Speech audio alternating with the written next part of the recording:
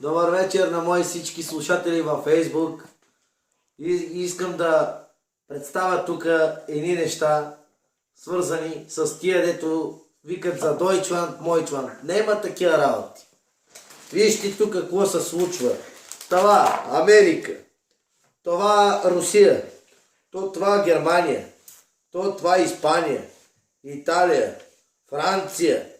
Па да почнем по другите малко така източните държави.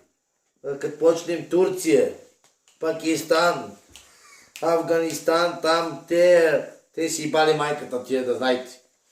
И тук започваме. София, Пловдив, Разград, Шумен, Русе. Какво да ви говоря, хора? Парите са в България. Това е истината. Какви са тия Германия, тук тия държави? Това са пари само от БГ. Няма такива работи. Какви са тия евраци? Тук да ми говорят. Това само бъркат народ.